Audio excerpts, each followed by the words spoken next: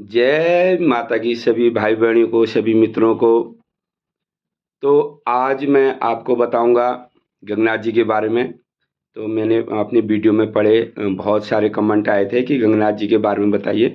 मैं भी गंगनाथ जी के बारे में बता रहा हूँ, फिर आगे निरंकार जी के बारे में बताऊंगा, सिद्धों मौला के बारे में बताऊंगा, गोलजुगी की कथा भी मैं आपको बताऊंगा। गोलजुगी दो कथाएं हैं हमारे को, कोई कहते हैं कि पांडव अवतारी है और कोई कहते हैं कृष्ण अवतारी है। तो ये दोनों बात मैं आपको अच्छे से समझाऊंगा। और तो आज मैं आपको गंगनाथ जी के बारे में बताऊंगा। अगर आपको मेरी वीडियो अच्छी लगती है तो आप मेरे चैनल को सब्सक्राइब करिए, लाइक शेयर कमेंट ना। तो मैं आपको बताता हूँ गंगनाथ जी के बारे में। तो गंगनाथ जी की कथा तो बहुत लंबी है, वो भाग एक में ही पूरी नहीं हो पाएगी, मैं दो भागों में आपको बताऊंगा। तो गंगनाथ जी की जो कथा है, गंगनाथ जी के पिता हुए डोटा भागालिंग, नेपाल के राजा। काली गंगा के पार भागलिंग डोटा भागलिंग है, और नेपाल के वो राजा हुए राजा भवेचन। तो राजा भवेचन, माता प्योला जो है उनकी है, गंगनाथ जी की माता प्योला है। और तो उनका राजपाट जो है भवेचन जी का बहुत बढ़िया राजपाट था। सुनकी अटागढ़, सुनकी पटागढ़, त्रिपुरी महल, गाड़ में घट, धुरलेग भैंस। घोड़े की जगह घोड़े हैं, भैंस की जगह भैंस है, गाय की जगह गाय हैं, कोई कमी नहीं है। गौतली सर, गोमली भेड़, कुलमुख खेत, और नौकर चाकर, देरी दीवान, घुनी चाकर, सब कुछ है। और अच्छा राजपाट जो है भवेचंद जी का है। त्रिपुरी महल है, सुने अटांगण है, सुने पटांगण है। तो त्रिपुरी महल उसमें बताते हैं, तो बहुत अच्छा जो राज भवेचंद जी का बताते हैं। तो भवेचंद की जब उम्र बढ़ती रही, 40 की वो हुए। जब 40 की एज जब उनकी हो गई तो उनके कोई औलाद नहीं हुए, कोई पुत्र नहीं हुए। तो भवेचंद अपने रानी से कहते हैं, हे रानी प्योला, 40 साल मुझे हो गए और राज करते करते हमारे घर में कोई औलाद नहीं हुई। तो हमें अब देवी देवताओं की भक्ति करनी चाहिए, देवी देवताओं से हमें पुत्र का वर मांगने चाहिए। तो उन्होंने जो है देवी देवताओं की भक्ति करी। जितने गंगा थे सभी नहाए, जितने देवी देवता थे सभी पूजे। तो देवी देवताओं की भक्ति करते करते उनकी एज जो है 60 साल बताते हैं। 60 बताते हैं, तो कोई 80 भी बताता है, कोई 60 भी बताता है। तो गुरु का भी ना थोड़ी आगे पीछे रहता है, 19-20 का रहता है। तो और हर जगह रीति रिवाज अलग अलग है, हर कदम पे रीति रिवाज, बोली भाषा हमारी कुमाऊं में, गढ़वाल में हमारे ये है, सब जगह बदलती रहती है। तो वहाँ पे जब 60 एज उनको हो गई तो फिर भी कोई औलाद नहीं हुई। तो भवेचंद बहुत ही दुखी होने लगे कि कौन मेरा आगे को राज करेगा, 9 लाख का राज मेरे पास है, कौन राज करेगा, कौन काज करेगा, कौन मेरा जो है आगे का वंश चलाएगा। तो भवेचंद बहुत दुखी हो गए। तो भवेचंद जब दुखी हुए तो एक दिन सपने में, जो भवेचंद जब सोए थे, राजा भवेचंद को सपना हुआ। तो नेपाल में जो पशुपति नाथ जी हैं, भोला महादेव जी हैं, तो महादेव जी उनके सपने में आते हैं। तो सपने में महादेव जब आते हैं तो महादेव जी कहते हैं, तुमने सबकी भक्ति करी, सबकी पूजा पाठ करी, गंगा नहाया और देवी देवताओं की पूजा, एक बार मेरी भक्ति करके देख, एक बार मेरे पशुपति में आके देख, मेरी भक्ति करके देख। मैं तुझे, अगर तू मेरी भक्ति करेगा, मैं तुझे पुत्र का वर दूंगा। तो कहते हैं भवेचंद जो है 80 वर्ष के हो चुके थे। तो 80 वर्ष के जब हो चुके थे, तो अब जब सुबह हुआ तो उठे। तो अपनी माता रानी प्योला से कहते हूँ, तो अपनी रानी प्योला से कहते हैं, हे रानी, कल रात मुझे ऐसा ऐसा सपना दिखा, तो मुझे पशुपति नाथ में जाना चाहिए, महादेव जी की भक्ति करना चाहिए। तो मैं महादेव की भक्ति करने जाता हूँ और महादेव मुझे पुत्र का वर जरूर देंगे। तो प्योला रानी कहती है, हे स्वामी, हे पतिदेव, जब तक हमारी उम्र थी तब तक तो किसी देवी देवता ने हमें पुत्र का वर दिया ही नहीं। कितनी भक्ति करी, कितनी देवी देवताओं की सेवा करी, कितने गंगा नहाए हमने। अब हमारी जो है 80 वर्ष हो गए, चौथी अवस्था आ गई, मरने का दिन अब हमारे नज़दीक है। तो अब क्या हमसे भक्ति होगी, क्या हमें देव कोई कौन हमें जो है पुत्र का वर देगा। तो भवेचंद एक नहीं मानते हैं, हे रानी, अब मेरा आखिरी ये वह है, आखिरी समय है, तो आखिरी समय में मैं भगवान की भक्ति करने जरूर जाऊंगा, कोई ना कोई भगवान मुझे पुत्र का वर देगा। तो भवेचंद जाने लग जाते हैं। तो प्योला रानी समझाती है, बुझाती है, बुढ़ापा अवस्था है, चौथी अवस्था आपकी है, कहीं गिर जाओगे, पहाड़ से गिर जाओगे, गाड़ बग जाओगे, कोई बाघ आग तुम्हें खा देगा रास्ते में। हे स्वामी, हे पतिदेव, छोड़ो ये औलाद का धोखा ही छोड़ दो, हमें नहीं चाहिए अब औलाद। लेकिन भवेचंद कहते हैं, मुझे जरूर औलाद चाहिए, आगे कौन मेरा वंश चलाएगा। तो भवेचंद अपना नहाए धोया और पूजा पाठ करी, जो है अपना साधु सामान, कपड़े उपड़े रखे। कहते हैं कि दोनों हाथों में दोनों लट्ठी पकड़ी उन्होंने, क्योंकि बुढ़ापा था, चौथी अवस्था थी। तो दोनों हाथों में दोनों लट्ठी पकड़ के तो भव्यचंद अपने डोटा भागलिंग से अब रास्ता लग गया पशुपतिनाथ के लिए। तो पशुपतिनाथ के लिए जब रास्ता लग गए तो जाते जाते कहीं शहर आता है, बाजार आता है, गांव गांव आता है, देहात जंगल जंगल आते हैं, पहाड़ पर्वत भी आए। तो जंगल जंगल जब भव्यचंद चले, उसके बाद भव्यचंद जो है पशुपति में पहुंच गए। पशुपतिनाथ जो मंदिर है भगवान का, वहां पहुंचे, नहाया धोया, भगवान की भक्ति में बैठ गए। सिरे ढोग पया लोड, 5 फेर की परिक्रमा करी, 9 फेर की दंडों आराधना लगाई। तो हाथ जोड़ी खड़े बड़े हैं, कभी बैठी तपस्या करते हैं तो कभी खड़ी तपस्या करते हैं भव्यचंद। कभी हाथ जोड़ के तपस्या करते हैं, कभी एक टाइम खाते हैं, 2 टाइम नहाते हैं। तो तपस्या करते करते भव्यचंद को अब जो है दिन छूट गए, अब महीने लग गए। अब महीने भी बीतने लगे, 6-7 महीने जब होने लग गए, 7-8 महीने भी हुए, अब साल लगने लगे। भव्यचंद ऐसी तपस्या में बैठे हैं। तो भव्यचंद तपस्या करते करते जब सालों होने लग गए, तो एक दिन महादेव जो पशुपतिनाथ जो महादेव हैं, बोलो पशुपति महादेव की जय, हर हर महादेव, नमो पार्वती पते, हर हर महादेव। अब महादेव जो है वहां प्रकट हो गए। अब प्रकट जब महादेव हुए तो महादेव कहते हैं, भक्ता कांग तो ऊणी छे, कांग तू जानी छे के नाम तेर छू, किले तू मेरे पशुपति में आ छे, किले तो मेरे भक्ति बड़ा के बर चाह तो को कबीर। तो महादेव बुलाण बह गई। जब महादेव बुलाण बह गई तो जो छी भव्यचंद राजा सिरे ढोग लगुण भैगो, पया लोट लगुण भैगो। तो कुणो छो, हे महादेव मी तुम्हारे बुलाई पे आई छन, भव्यचंद मेरे नाम से डोड भागलिंग में मी आई छन। तो मिको जो छी तुम खुशी छा, जब मिको पुत्र बोल दी दियो, मेरे पास सब छु, सुने हिराई सुने ब्रियाई सुने अटांगड़ सुने पटांगड़ छु। तो महाराज, तो महादेव कहने लगे, हे भव्यचंद राजा तेरी तपस्या देख के मैं खुश हूं, अब तू बता क्या चाहिए तुझे। तो भव्यचंद राजा जो है उनसे पुत्र का वर मांगते हैं। ये महादेव सब कुछ है मेरे पास, मुझे पुत्र का वर दे दो।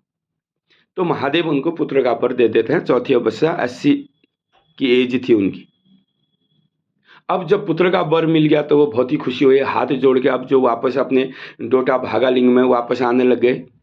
महादेव अपने अंतर्ध्यान हो गए। जो अपने जो डोट राजपाट में जो भव्यचंद आए तो रानी को हाथ मारते, हे रानी प्योला हमको पुत्र का वर मिल गया। तो भव्यचंद बहुत खुश हो जाता है। तो रानी प्योला भी बहुत खुश हो जाती है, देखो चौथी अवस्था में हमें भगवान ने पुत्र का वर दे दिया। तो होते हवाते तो अब उनके घर में जो जी माता को मास लगने लगे, महीने लगने लगे, भरपूर मास जब माता प्योला को लगा तो एक दिन उनके घर में पुत्र हो गया। जो बालक पैदा जब हो गए तो भव्यचंद बहुत खुशी हो गया। अन्न वाले को अन्न दान, धन वाले को धन दान, सोना चांदी दान करने लगे। तो खुशी, बहुत ही खुशी हो गई। भैया हमारे जो जी डोटा भागालिंग में जो है वर्षों बाद खुशी आई है, तो मेरी औलाद हुई है, मेरे घर में पुत्र हुआ करके भव्यचंद बड़ी खुशी हुए हैं। मेवा मिष्ठान मिठाई उठाई बांटने लग गई। अब 1 दिन हुआ, 2 दिन हुआ, 9-10 दिन जब होने लग गए, अब बालक का नामकरण भी करना है। गया का ब्रह्मा बुलाया गया, काशी के पंडित बुलाए गए और देश देश के राजाओं को बुलाया गया। जो चारों देशों के 48 राजाओं को न्योता गया, देवी देवताओं को न्योता पड़ा, नर नारी जितने भी थे, देवी देवता राजा महाराजा नर नारी सब उनको निमंत्रण दिया गया।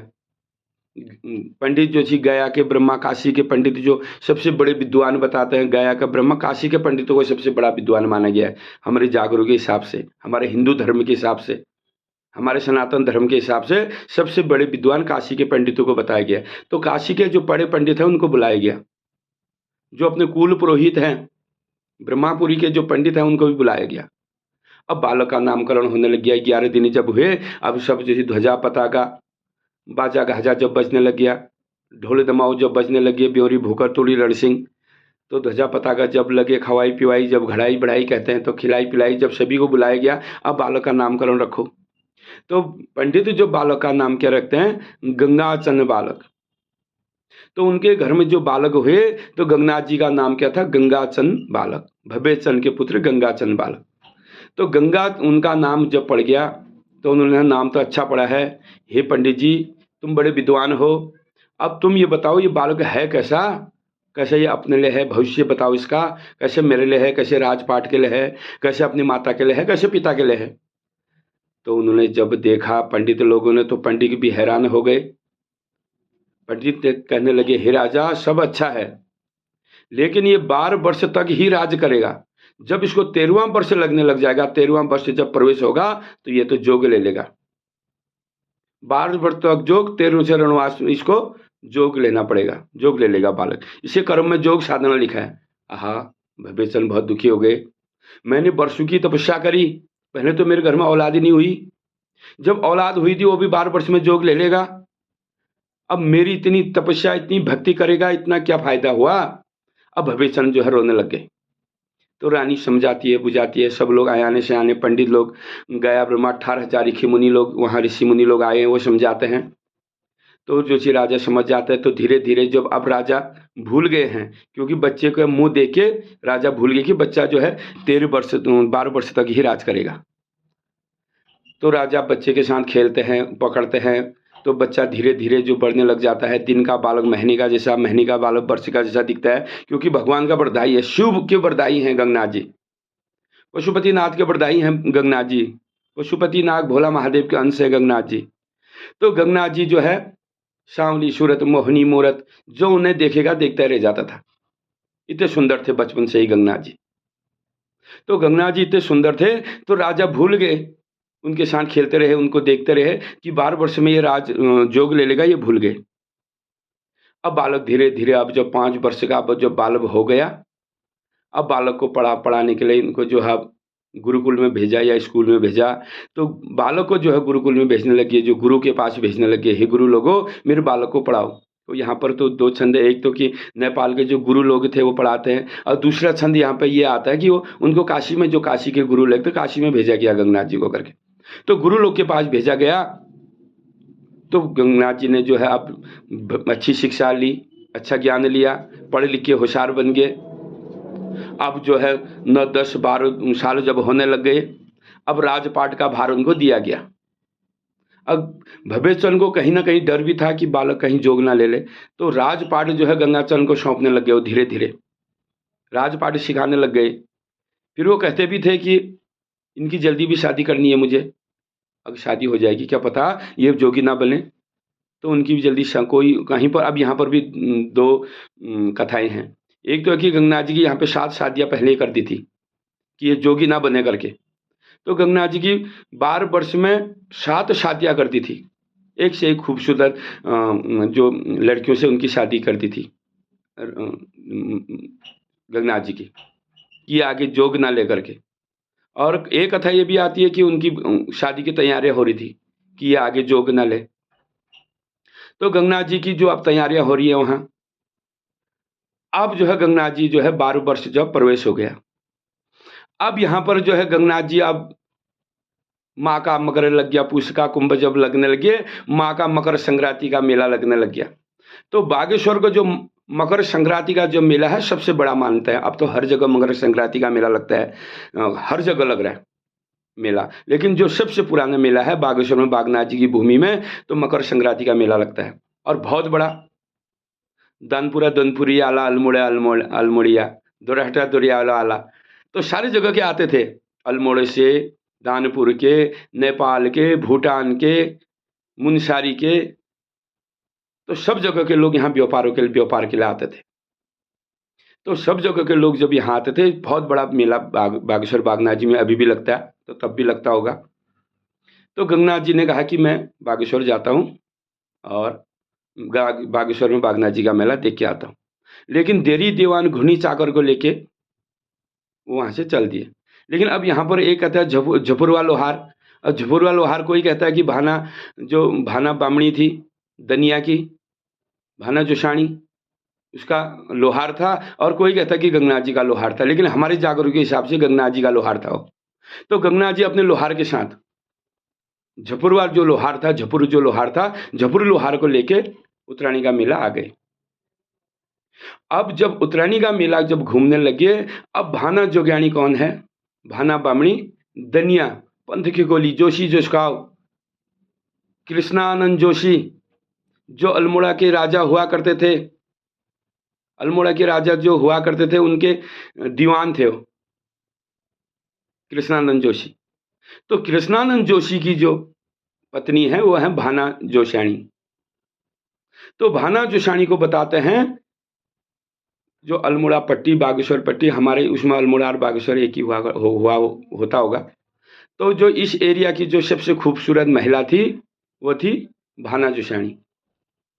तो भाना जोशाणी को चेहरा दिखाने का आदेश नहीं था। उसमें घूंघट प्रथा तो होगी होगी, क्या पता उसी के लिए थी। तो उन्हीं के लिए जो घूंघट प्रथा, वो चेहरा नहीं दिखाती थी क्योंकि वो खूबसूरत थी। तो उन्होंने कहा कि अपने पति से कि मैं भी, हे स्वामी, हे पतिदेव, मैं भी जो है उत्तरायणी का मेला जाती हूँ। तो उत्तरायणी के मेले अपने संगा सहेली रुकमा जो घसार सरुली रसार, जो अपने संगा सहेली है, उनके साथ जो है उत्तरायणी के मेला आ गई। तो उनके साथ जो है अपने देरी दीवान घुनी सागर कुछ भेजे होंगे कृष्णानंद जोशी ने, क्योंकि वो अल्मोड़ा में जो राजा हुआ करते थे अल्मोड़ा के, चंद राजा, तो उनके दीवान हुआ करते थे। तो दीवान की उसमें बहुत बड़े पद पे थे। तो बागेश्वर में अब जो है भाना जोशाणी भी आ गई और गंगनाथ जी भी अपने झपुरा लोहार और अपने संग साथी के साथ आ गए। अब अल्मोड़ा से जब वो आ गए और नेपाल से वो आ गए, बागेश्वर में उत्तरायणी के मेला जब घूमने लगे, मेले में जब घूमे तो गंगनाथ जी की नज़र पड़ गई भाना जोशाणी में, और भाना जोशाणी की नज़र पड़ गई गंगनाथ जी में, क्योंकि गंगनाथ जी भी बहुत खूबसूरत से दिखने के, बचपन से ही, क्योंकि शिव के बरदाई थे, भगवान का अंश था उनमें। तो भाना जोशाणी भी बहुत खूबसूरत थी। एक की नज़र दूसरे में पड़ी तो एक दूसरे पे मोहित हो गए। तो यहाँ पर भी अब दो कथा है। कोई कहता है कि यहाँ उनकी बातचीत हुई कि तू मेरे अल्मोड़े में आना, और मैं इस की बहू हूँ, इसी पांडे की लड़की थी। बागेश्वर की तरफ उनका मायका बताते हैं। और जागरू जो अल्मोड़ी हाट में, लल्ला बाजार में उनका जो है पांडे खोला में उनका मायका बताया जाता है। अब देखो, ये तो दंत कथाएं हैं, गंधर्व विद्या है हमारे। तो गुरु की जो है थोड़ी मोड़ी तो आप लोग देखो, मुझसे तो गलती भी हो रही होगी, क्योंकि जो मैं बात कह रहा हूँ जरूरी नहीं है कि वो पक्की हो। हर गुरु की अलग अलग है। 19-20 का हमारे उत्तराखंड में से भी देवी देवताओं में होता है। तो कुछ गुरु लोग कहते हैं कि बागेश्वर में उसका मायका था, और कुछ गुरु लोग कहते हैं कि अल्मोड़ा में उसका मायका था, पांडे खोला में, और दनिया जोशी जोशकाव में उसका ससुराल था। तो अब यहाँ पर उनके नैन मिले, अब जो है एक दूसरे से प्रेम हो गया। अब अपने अपने राज्य को चले गए। अब जब अपने अपने राज्य को जब चले गए, तो जो भाना जोशाणी जो है अपनी दनिया खोली, पंथ खोली जो है जोशी जोशकाव में जब गई, उसे रोज गंगनाथ जी सपने में दिखते थे। और गंगनाथ जी को भी रोज जो है डोटा बहागालिंग में त्रिपुरी महल सुना, टांगड़ सुना, पटांगड़ सुना, हरी खाट, पूरब झरोका, पश्चिम कठौता, देरी दीवान घुड़नी चाकर, उन्हें भी सपने में रोज जो है भाना जोगियाणी दिखती थी। तो भाना जोशाणी जब रोज सपने में दिखती थी, तो एक दिन उन्होंने उनको, अब गंगनाथ जी में और जोशी भाना बामणी में जो है बातचीत होने लग गई सपने में। भाना बामणी जो है बोली मारती है। अब वो कहती है, तुझे मैंने देखा बागेश्वर में, और सपने में हमें लोग देखते हैं। लेकिन प्रेम हो चुका था उनको सपने में कि एक दूसरे को हमने पाना है। तो सपने में भाना जोशाणी क्या वचन मारती है, अगर तू जिंदे माँ का लड़का होगा, ज्योंत माँ के चल होले मेरा अल्मोड़ी हाट में आले, मरीग माँ चल होले अपने डनोई धुर में राज कर खा ले। अगर अपनी माँ का बेटा होगा, तूने अगर अपनी माँ का दूध पिया है, अगर तुझे मुझसे प्रेम है, तो मेरी अल्मोड़ी हाट में आएगा, मेरी दनिया खोली में आएगा, पंथ की खोली जोशी जोशकाव में आएगा। अगर अब मरी माँ का बेटा होगा, अपने जोशी टोटा बहागालिंग में राज करके खाएगा। तो आधी रात इधर आधी रात उधर, बेपे बार सोण को महन, तो उनकी नींद खुल गई। जब उनकी नींद खुल गई, तो मटिका दीपक खड़िका पर भरी अधो रात में, तो अब उनके नौकर चाकर कौन है, उनके संज्ञाती कौन है, 22 भाई डोटियाल, 22 भाई शौरियाल, 22 भाई बहरियाल, 22 भाई रोतेला। तो उनके वहां सब उठने लगे, भाई हमारे राजकुंवर को ये भरी अधो रात में नींद क्यों खुल गई, इनकी क्या हो गया। तो कहता, पूछने लगे, गंगाचन ये भरी अधो रात में क्या हो गया, क्यों तुम्हारी नींद खुल गई, आज क्यों उठ गए, क्या हुआ। वो कहते, मुझे सोना सपना देखा। किसको देखा, वही बहना जोशाणी को देखा जिसको बागेश्वर में देखा था उत्तरायणी मेला में। अब मैंने जो है अल्मोड़ी हाट बताती है, वो अपना घर जो है अल्मोड़ा बताती है। दनिया खोली जोशी जोशकाव में अपना घर बताती है। तो मैंने उसको पाना है, और मुझे जरूर बे जरूर जाना है, क्योंकि गंगा जी छोटी का डरिया, बोली को मरिया, घोड़न को दबैया, पानन को चपैया, फूलन को खिलैया, बात उनको करैया। छोटी सी बात में भी उनको गुस्सा आ जाने वाला हुआ। बोली नहीं उठाती है, तिरख नहीं उठाते हैं। तो गंगा जी ने देखो तिरिया के खातिर, बोली के खातिर, एक छोटी सी बोली के खातिर माता को छोड़ दिया, पिता को छोड़ दिया, 9 लाख की राजभवन, शून्य अटांगड़ शून्य पटांगड़ लात मार दिया। तो गंगनाथ जी जो है छूती को डरिया तभी हैं, छूत से भी जो अघोर पघोर से भी दूर हो जाते हैं, और बोली से भी वो दूर हो जाते हैं। बोली उनको बहुत लगती है। तो भरी अधूरा आदमी कहते हैं मैं अब चला जाता हूँ अल्मोड़ा, दनिया खोली में जाता हूँ, जोशी जोशखाव में जाता हूँ, और मेरी माता से ये बात मत कहना, मेरे पिताजी से ये बात मत कहना। अगर मैं पिताजी से कह दोगे देखो बुढ़ापा प्राण है, बड़ी मुश्किल से तो उन्होंने जो है भक्ति में जो चीज मुझको पाया, और मैं अब 13 वर्ष प्रवेश हो रहा है, शायद न शायद मेरा जोग अब जागने लग गया है। कहता है कि हे डोटियालो, हे भाइयों, नदुल्ला डोटियाली कल्लुआ डोटाल। तो कल्लुआ डोटियाल जो होता है अब वो मत को रोचने लगता है, दुश्मन होते हैं उसके। तो कहता है मेरी माता से मत कहो, मेरे पिता से मत कहना, मैं चुपचाप चले जाता हूँ रात में यहाँ से, माता पिता को पता ही नहीं चलेगा। लेकिन बाज बहे डोटियाल जो है भरी अधूरा आदमी माता को भी उठाने लग जाते हैं, पिता को भी उठाने लग जाते हैं। हे माता प्योला, पिता भव्यचन, बुबू के सिरचन बुड़ बुबू तिल्लोगीचन, आमा बहनावती, बेणा यशोदा, काका उदयचन, काकी फूलावती।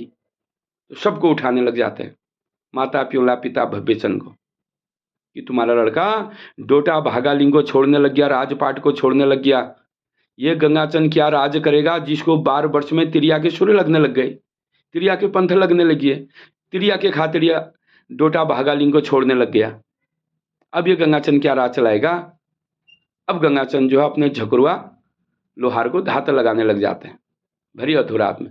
हे झकुरुआ भाई, हे झकुरुआ लोहार, मेरी सुरजा बंसी घोड़ी गाड़ दे घोड़साव से, मेरी घोड़ी को निकाल, मेरी घोड़ी को छजा दे, सजा दे, नेपाली न्योरे लगा दे, हुणदेसी खांकरे लगा दे, सुनाहरी जीन लगा दे, मेरी घोड़ा का जो चीज तैयार बना दे। अब मैं चला जाता हूं,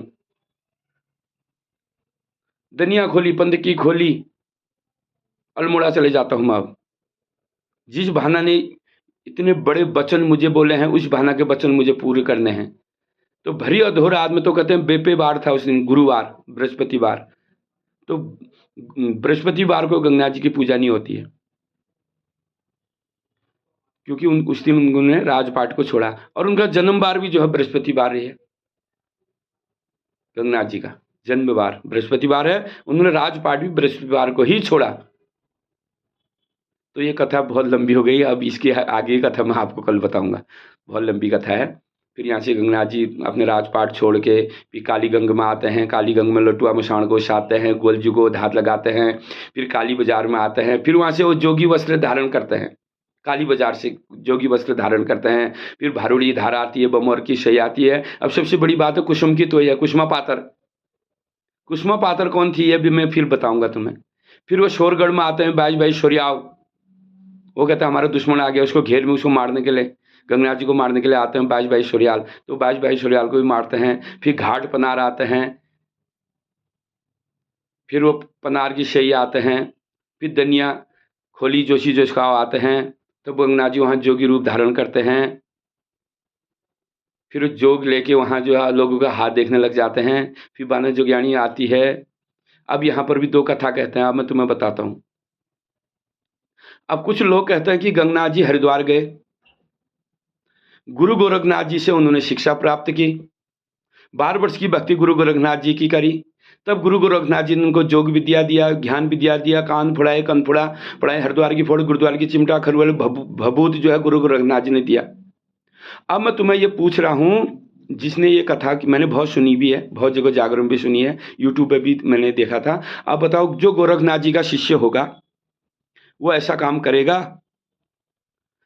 वो अल्मोड़ा आके किसी की पत्नी को, किसी की घरवाली को, किसी की रानी को अपने साथ भगा के ले जाएगा? गोरखनाथ जी के शिष्य ऐसे काम कर सकते हैं? आप भी कमेंट जरूर करना। गोरखनाथ जी कौन है? गोरखनाथ जी हैं शिव अवतार, साक्षात शिव हैं गोरखनाथ जी। क्या गोरखनाथ जी ऐसे इजाजत दे सकते हैं गंगनाथ जी को? तो कहते हैं गंगनाथ जी को गोरखनाथ जी ने इजाज़त दी कि तू उसकी पत्नी को ले जा, जोगी बन के जा, तुझे मैं साधना देता हूँ। धन्य हो ऐसे गुरु लोग को। जो कहते हैं कि गंगनाथ जी ने गुरु गोरखनाथ जी से शिक्षा प्राप्त करी, सिद्ध पुरुष बन गए हो। सिद्ध पुरुष बन गए, उसके बाद कहते हैं कि गंगनाथ जी अल्मोड़ी हाट में आए और जो है दनिया खोली में आए और जो सी कृष्णानंद की जो सी भाना जोशाणी है उसको ले गए। अब ये पता नहीं भगवान जाने कैसे लोग ये कहते हैं, मुझे तो अच्छा नहीं लगता ये बताते हुए कि गोरखनाथ जी के जो शिष्य रह चुके हों वो भाना जो जोशाणी को भगा के ले जाएंगे। इतने बड़े जोगी बन गए और गोरखनाथ जी के शिष्य बने। तो ये मैं ना जागर में बोलता हूँ, ना मेरे गुरु ने ये सिखाया है, ना मैं दूसरों को ये शिक्षा बताता हूँ। तो मैं फिर आगे की शिक्षा कल आगे का जो भाग है वो कल मैं बताऊँगा। गंगनाथ जी भरी अधोरात में जब वो नेपाल से अपने भागलिंग डोटा भागलिंग से जब जाने लगे तो वहाँ से आगे कथा मैं आपको फिर बताता हूँ। अभी बहुत आगे लंबी कथा है। और फिर अल्मोड़ा में फिर गंगनाथ जी की जब स्थापना हुई, फिर अंग्रेज़ों का राज तब था। तब जो ब्रिगेडियर थे अल्मोड़ा, उनकी बहन को वहाँ गंगनाथ जी अवतार ले लिया था वहाँ, ये भी है भी। गंगनाथ जी अंग्रेज के जो बहन के ऊपर अवतार हुए। तो अल्मोड़ा में बहुत बड़ा मंदिर है, सबसे पहला मंदिर अल्मोड़ा में ही है गंगनाथ जी का। तो बहुत बहुत धन्यवाद और मैं फिर कल और मिलता हूँ आपसे। आगे की वीडियो कल लाऊँगा। फिर अभी तो मैंने आपको बहुत सारे देवी देवताओं के बारे में बताने हैं, जैसे पिथौरागढ़ में है मलयनाथ हैं, छिपला केदार हैं और हमारे नौलाख कत्यूर हैं और ग्वालजी महाराज की भी कथा रह चुकी है, वो नहीं बताई मैंने, वो बताऊँगा ग्वालजी की कथाएँ। और निरंकार देवता है, जो सृष्टि में सबसे पहले निरंकार की उत्पत्ति हुई। तो सबसे बड़े देवता निरंकार के रूप में जो हमारे गढ़वाल मंडल में ज़्यादा पूजे जाते हैं। हमारे कुमाऊँ में अलगनाथ पूजे जाते हैं, तो गढ़वाल में निरंकार पूजे जाते हैं। नाम ही अलग लगता है मुझे, लेकिन पूजा पद्धति सब वही है, एक ही है, नाम ही अलग लगता है। तो निरंकार देवता के बारे में आपको बताऊंगा, सीधे नाग रमोलाओं के बारे में बताऊंगा, परियों के बारे में बताऊंगा, एड़ियाँ चरियों के बारे में बताऊंगा, बाण देवताओं के बारे में बताऊंगा, भूमियाल देवता के बारे में, छुरमल देवता के बारे में बताऊंगा और अभी ईश्वरी माता के बारे में बताऊंगा, जो देश वाली माता हमारी देश की धरती छोड़ के पहाड़ों में आई, उसे देश वाली माता बोलते हैं। देश वाली माता के बारे में आपको बताऊंगा। और बालचंद देवता हैं, हमारे दानपुर पट्टी में पूजे जाते हैं। और सबसे बड़ी बात है, हमारे दानू देवता के बारे में बताऊंगा मैं आपको। देव की भगवती के साथ जो बारवाही दानू पूजे जाते हैं विद्याकोट में, हमारे जो पितृ हैं, हम भी दानू वंशज हैं। तो दानू वंशज की उत्पत्ति कहाँ से हुई, कैसे हुई, अभी मैं आपको बहुत जल्दी बताऊंगा। तो बहुत बहुत धन्यवाद। अगर आपको मेरी वीडियो अच्छी लगी हो तो सब्सक्राइब, लाइक, शेयर और लाइक कर दीजिए। बहुत बहुत धन्यवाद। जय भारत माता, जय उत्तराखंड, जय गंगनाथ बाबा की।